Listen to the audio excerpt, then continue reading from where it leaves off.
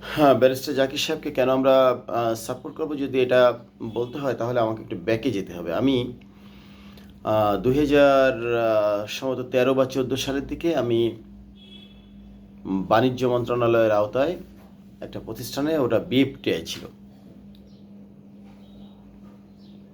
ওখানে Bangladesh foreign trade institute, যেখানে মূলত আন্তর্জাতিকভাবে যারা বিভিন্ন জায়গায় কাজ করে থাকেন বাংলাদেশের পক্ষে, সেসব মানুষদের, বা বাণিজ্য মন্ত্রণালয়ের সোজা কথা ট্রেনিং ইনস্টিটিউট, সরকারি ট্রেনিং ট্রেনিং ইনস্টিটিউট।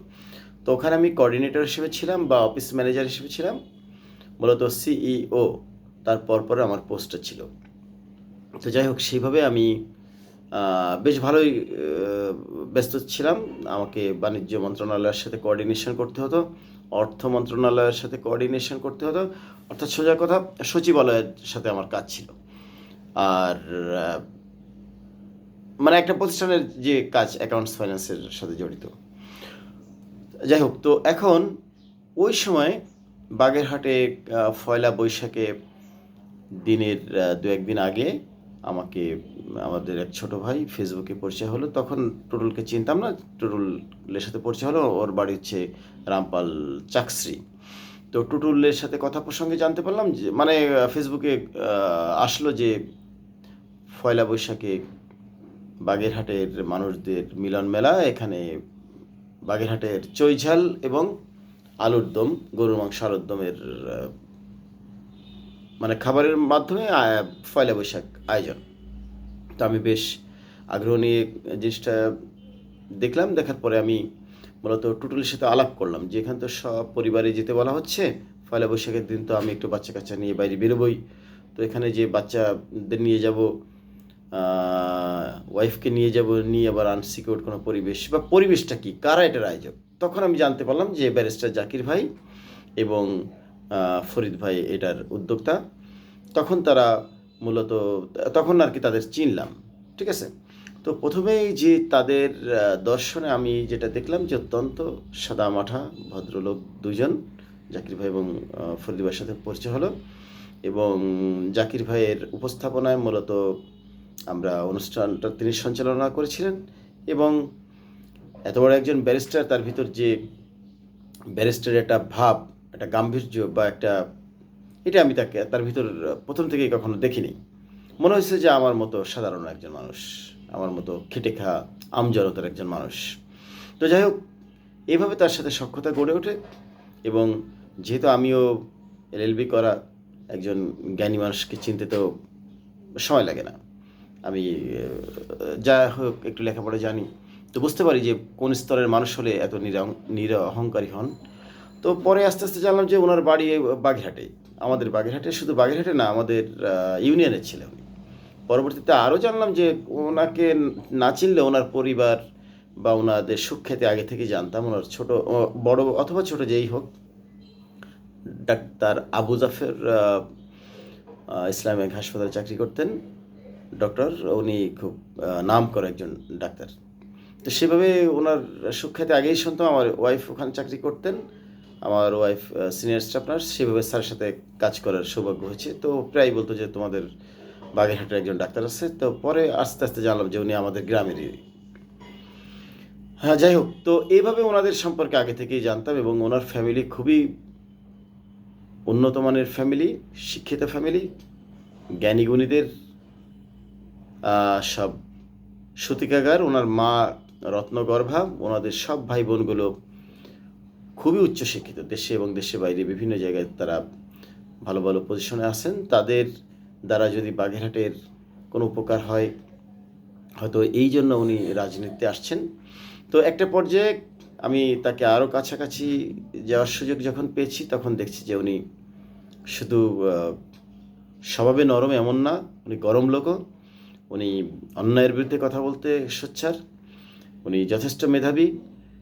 আপনার বাগেরহাটে যে 4টি আসনের একটি যখন হারিয়ে গেল, তখন আমরা বিএনপির একজন নেতাকর্মী হিসেবে নেতাদের সাথে তার কাছে গেছি, এবং একজন কর্মী হিসেবে খুব কাছে থেকে তাকে দেখেছি যে ওই সময় যখন সবাই হতাশ হয়ে পড়লেন যে সরকারের এই সিদ্ধান্ত 4টি আসন থেকে কমিয়ে 1টি আসন নিয়ে নেওয়া, এটা আর উদ্ধার করা সম্ভব না।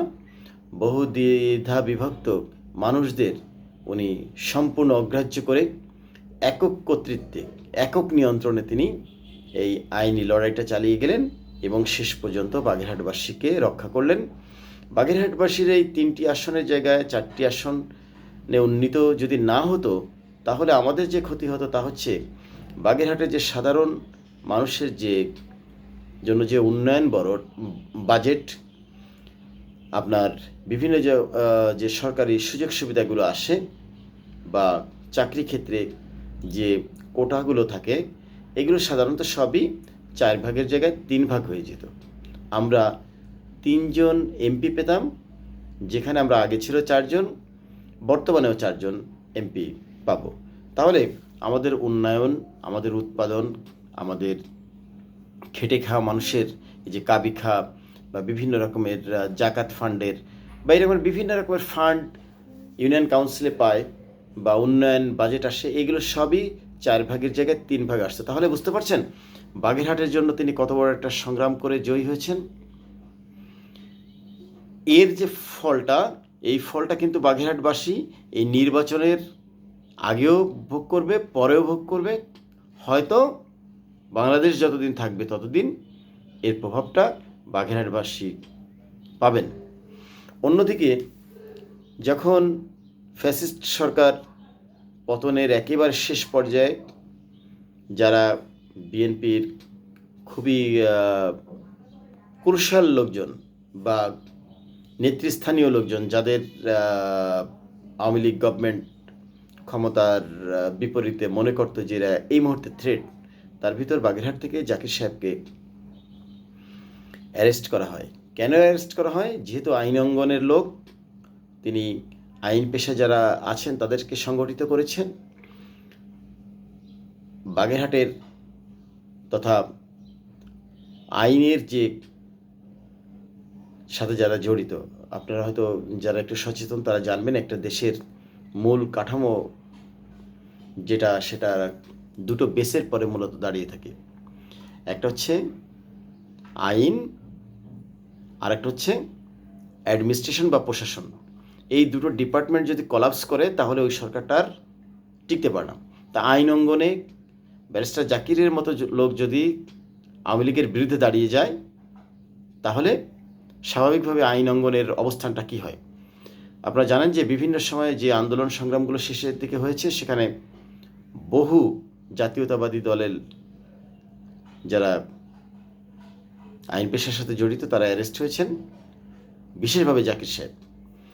আচ্ছা, তাহলে আইনে আপনি রাজপথে যে আন্দোলন সংগ্রাম করেছেন একজন সাংবাদিক হিসেবে, একজন ছাত্র হিসেবে, একজন সাধারণ জনতা হিসেবে, এখানে আপনার যেমন গুরুত্বপূর্ণ ভূমিকা ছিল, একইভাবে ব্যারিস্টার জাকির সাহেব আইন অঙ্গনে দাঁড়িয়ে যে সংগ্রাম করেছেন সেটাও গুরুত্বপূর্ণ ছিল।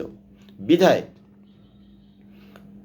সরকার তাকে তখন অ্যারেস্ট করে এবং শেষ মুহূর্তে অথবা হাসিনা পালিয়ে যাওয়ার পরে তিনি জেল থেকে মুক্তি হন। তাহলে তার সংগ্রামটা কত কঠিন বুঝতে পারছেন। একজন ব্যারিস্টারকে যদি কারাবরণ করতে হয়, তখন কিন্তু তিনি একজন আসামি, তাকে হাতে হাত কড়া পরিয়ে তাকে আদালতে তোলা হচ্ছে, তাকে এক কোর্ট থেকে আরেক কোর্টে নেওয়া হচ্ছে, তারপরে কত বড় অত্যাচার হতে পারে, শারীরিক মানসিক, এটা বুঝতে পারেন। আচ্ছা, যাই হোক, এইটা ফেস করে কিন্তু জাকির সাহেব এই তার লড়াই চালিয়ে গিয়েছেন। আপনাদের কি মনে হয় শুধু এমপি হওয়ার জন্য তিনি এগুলো করেছেন? নিশ্চয়ই না। দেশের মানুষের মঙ্গলের জন্য, দেশের মানুষের স্বার্থের জন্য, মানুষের জন্য তার এই ত্যাগ আমরা অস্বীকার করতে পারি না। বাগেরহাটের আলুর দমের কথা বললাম, বাগেরহাটবাসীকে একত্রিত করার যে তার একটা প্রচেষ্টা আমরা বহু আগে থেকে দেখছি, অন্তত 10 বছর আগে থেকে তাকে দেখছি। আমি তার জীবন বা বায়োগ্রাফি দেখতে গিয়ে দেখতে পেলাম যে তিনি রাজশাহী ইউনিভার্সিটি থেকে ব্যাংকিং এবং মানে কমার্স ব্যাকগ্রাউন্ড, কমার্স থেকে উনি অনার্স মাস্টার্স করছেন, তারপরে এলএলবি করছেন, দেশের বাইরে গিয়ে ব্যারিস্টারি মানে আইনের পর আরও ডিগ্রি নিয়েছেন এবং শেষকালে উনি লন্ডন বার থেকে প্র্যাকটিস করেন। অর্থাৎ উনি ইংল্যান্ডের একজন তালিকাভুক্ত আইনজীবী, সুপ্রিম কোর্টের আপিল বিভাগের একজন সিনিয়র আইনজীবী। আইন অঙ্গনের গুণগান আপনারা জানেন, একজন ব্যারিস্টার হলে তার কত বড় বড় ক্লায়েন্ট থাকে দেশের বাইরে। কিন্তু বাগেরহাটের জন্য তার যে অবদান, এই যে 4 আসন কথা বললাম, এটা আমাদের জন্য যেমন গুরুত্বপূর্ণ, বাগেরহাটবাসীকে একত্রিত করার জন্য তার যে অবদান, নিজের পকেটের পয়সা থেকে 10 বছর 12 বছর 15 বছর 1000 মানুষকে একত্রিত করা কিন্তু হালকা বিষয় নয়। এরপরে আপনি আসেন, উনি বাগেরহাট সোসাইটির মাধ্যমে বাগেরহাটের মানুষের জন্য, মানুষের ডেভেলপের জন্য উনি চেষ্টা করেন। সুন্দরবন রক্ষা, পরিবেশ রক্ষার জন্য উনি আইন অঙ্গনে লড়াই করেছেন এবং করে যাচ্ছেন। সুন্দরবনের পরিবেশ রক্ষা, লবণ পানি বা এই অঞ্চলের মানবাধিকার নিয়ে ওনার দীর্ঘ সংগ্রাম আছে। আপনারা হয়তো সবাই জানেন না বা জানার কথা নয়, যেহেতু উনি একটু চুপচাপ মানুষ, প্রচার বিমুখ মানুষ, উনি আমাদের এলাকার মসজিদ মাদ্রাসায় ওনার যথেষ্ট অবদান আছে। আমরা যতদূর জানি, ষাটগঞ্জ মসজিদের পাশে যে জব্বারিয়া এতিমখানা বা বাতিশ্বর মাদ্রাসা, এই যে এখানে তার একটা ব্যাপক অবদান আছে। রাজাপুর স্কুলে আপনার একটা সুন্দর যে শহীদ মিনার দেখেন, এটা কিন্তু জাকির সাহেবের উদ্যোগে গড়ে দেওয়া। আপনারা যারা ষাটগঞ্জ মসজিদের ভিতর প্রবেশ করেন, দেখবেন যে এখানে বিরাট একটা ক্যাম্পাস, কিন্তু শিশুদের জন্য কোনো বিনোদনের ব্যবস্থা নেই। যেহেতু সরকারি জায়গায়, সরকার মনে করেনি যে এখানে একটা শিশুদের জন্য একটা কর্নার থাকা দরকার। আমি অন্তত 10 বছর আগে জানি যে এখানে একটা শিশু কর্নার, শিশুদের জন্য একটা পার্ক করে দেওয়া হয়েছে, সেটা ব্যারিস্টার জাকির ভাই করেছেন। তো আমি একদিন অবাক হলাম যে এখানে একটা পার্ক করার দরকারটা কি, নিজের টাকায় সরকারের এরিয়ার ভিতর। কারণ হচ্ছে যে এখান থেকে রেভিনিউ আসলে তো আর জাকির ভাই পাবেন না। তো পরবর্তীতে যখন বুঝলাম যেটা মূলত শিশুদের কথা চিন্তা করে, যে এত বাংলাদেশের এত বাংলাদেশ বা দেশের বাইরে থেকে এত মানুষ এখানে আসে, তাদের সাথে বাচ্চারা থাকে, তারা তো আর এত কিছু বোঝে না। তাদের একটা বিনোদনের জায়গা থাকলে, একটু শিশু পার্ক থাকলে তারা খুবই আনন্দের সাথে সময়টা উপভোগ করতে পারবে। এই জন্য এই যে শিশুদের কথা ভাবা, এটা কিন্তু হালকা বিষয় না। একজন মানুষ কত বড় সচেতন হলে নাগরিকদের ভালো মন্দ চিন্তা করেন, এটা বুঝতে হবে। আমরা যখন করোনাকালীন সময়ে, আমি জানি যে অনেককে তিনি ল্যাপটপ কিনে দিয়েছেন। আমি কারো নাম বলে ছোটো করতে চাচ্ছি না। তাদের ছেলেমেয়েরা যারা পড়াশোনা করে, ল্যাপটপ বা মোবাইলে জাতীয় ওনার ভিতর থেকে শিক্ষার জন্য এই যে অবদান, এটা আমরা অস্বীকার করতে পারবো না। আচ্ছা, অন্যদিকে বাগেরহাটের মানুষের জন্য তার যে ত্যাগ, বিশেষ করে বিএনপি নেতাকর্মীদের জন্য তার আইন অঙ্গনে দাঁড়িয়ে তাদের জেল থেকে ছাড়ানো বা জামিন করা, বা তাদের জন্য ফি না নেওয়া, বা তাদের টাকা পয়সা দিয়ে সাহায্য করা, তাদের আইনি সহায়তা দেওয়া। আমি আমার বাগেরহাটের এক নেতার সাথে, কর্মীর সাথে আমার দেখা। তো একদিন তিনি আমাকে বললেন যে হাইকোর্টে যদি জাকির সাহেব আমাকে হেল্প না করতেন, তাহলে আমি এখন মানে ওই গাড়ি পোড়ানো মামলা, মিথ্যা বেশ কিছু হত্যা মামলাটা সাথে জড়িত হয়ে আমাকে যখন জেলের ভিতর দিছে, ব্যারিস্টার জাকির ভাই আমাকে ঢাল হয়ে উদ্ধার করেছেন। এরকম অজস্র নেতাকর্মীরা আছেন যারা ব্যারিস্টার জাকির সাহেবের দ্বারা সরাসরি উপকৃত। এগুলো নেতাকর্মীরা যারা আছেন তারা অস্বীকার করতে পারবেন না। অন্যদিকে আমরা তার যে ভবিষ্যৎ পরিকল্পনা, একজন ব্যারিস্টার হিসেবে তার যে আন্তর্জাতিক কানেক্টিভিটি, একজন ভালো মানুষ হওয়ার জন্য মানুষের ভিতর যে সুনাম সুখ্যাতি, পরিবার হিসেবে তার যে অবস্থান, ঘের দখল, চাঁদাবাজ, মাদক কারবারি, এই যে বিষয়গুলো, এগুলো আপনারা দেখবেন যে এমপি মন্ত্রীরা সরাসরি তাদের কি বলে যে মৌন সাপোর্টে বা তাদের পর্দার পিছনে বড় ভাই থাকেন, সামনে এই সন্ত্রাসী কার্যক্রম চালিয়ে থাকেন। এটা আমরা সিনেমায় দেখি, নাটকে দেখি, বিভিন্ন জায়গায়, অতি বাস্তবতাও তাই। কিন্তু জাকির সাহেব এই ধরনের লোক বলে আপনি নিশ্চিত থাকেন যে উনি এই ধরনের লোক না, কারণ ওনার এইগুলো দরকার নেই, এত টাকা পয়সার দরকার ওনার এই বয়সের নাই। ওনার একটা মেয়েটা দেশে বাইরে ইংল্যান্ডে পড়াশোনা করছেন, ছেলেটা হয়তো এই দেশে আছে, তারা খুবই ভালো পজিশনে আছেন। আর ছেলেমেয়েরা ওনাদের সব মিলে সবাই বড় বড় পজিশনে আছেন।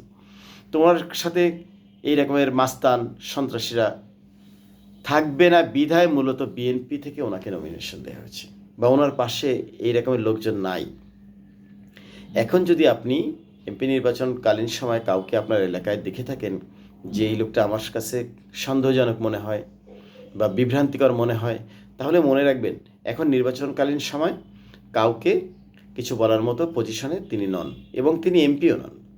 তিনি এমপি হওয়ার পরে ক্ষমতাবান হবেন, তখন দেখতে পাবেন যে তার আশেপাশে এই জাতীয় কোনো লোক নাই। তাহলে আমরা বলতে পারি বাগেরহাটের উন্নয়ন, উৎপাদন, বাগেরহাটের উন্নতির জন্য, বাগেরহাটের যে পরিবেশ রক্ষার জন্য, আইন অঙ্গনে কথা বলার জন্য, বাগেরহাটের মানুষের অধিকার নিয়ে কাজ করার জন্য যিনি যোগ্য, যিনি অতীত থেকে কাজ করে আসছেন, যিনি ভবিষ্যতে কাজ করতে চান, এবং খুলনা রিজনে মন্ত্রিত্ব পাওয়ার মতো একজন লোক এই মুহূর্তে আইন অঙ্গনের খুব দক্ষ কেউ নাই, একমাত্র ব্যারিস্টার জাকির ছাড়া। তো সেক্ষেত্রে মন্ত্রিপরিষদ যদি বিএনপি ক্ষমতায় যায় আর ক্যাবিনেট গঠিত হয়, তাহলে অবশ্যই এখানে ব্যারিস্টার জাকির সাহেবকে খুলনা অঞ্চলের প্রতিনিধিত্ব করার জন্য একটা মন্ত্রিত্ব দেওয়ার সম্ভাবনা রয়েছে। তাহলে আমরা আমাদের সন্তানকে, আমাদের ভাইকে, আমাদের এলাকার মানুষকে আমরা যদি সামনে এগিয়ে দিতে পারি পিছন থেকে, তাহলে লাভবান দিন শেষে হব আমরাই। আমাদের প্রয়োজনে ব্যারিস্টার জাকির ভাইকে ভোট দেওয়া দরকার। আপনারা, আমি বিপরীত পক্ষের কোনো বদনাম করতে চাচ্ছি না, এই জন্য আমি কারো বিরুদ্ধে বলছি না, শুধু একটি কথাই বলতে চাই, সমাজের যেখানে 50% উপরে নারী, তাদেরকে আমরা কর্মক্ষেত্রে না পাঠিয়ে ঘরে বন্দি রেখে দেশের উন্নতি করা সম্ভব নয়। নারীকে শিক্ষিত না করে জাতিকে উন্নতি করা সম্ভব নয়। অর্থনীতি, গণতন্ত্র ছাড়া একটা জাতি পরিবর্তন হতে পারে না, উন্নত হতে পারে না। অতএব গণতন্ত্রের জন্য, মানবাধিকারের জন্য, অর্থনীতির মুক্তির জন্য দেশকে এগিয়ে নিয়ে যেতে ধানের শীষ তথা বিএনপিকে ভোট দেওয়া দরকার ব্যারিস্টার জাকির হোসেনকে, যেন তিনি আমাদের কথাগুলো জাতীয় সংসদে দাঁড়িয়ে বলতে পারেন, আমাদের অধিকারকে ছিনিয়ে আনতে পারেন, আমাদের উন্নয়ন উৎপাদনের ধারা গতি ধরে রাখতে পারেন। ধন্যবাদ আপনাকে। ধানের শীর্ষে ভোট দিন, দক্ষ দেখে পক্ষ নিন, যিনি ভালো মানুষ তার পক্ষে থাকুন। আসসালামু আলাইকুম।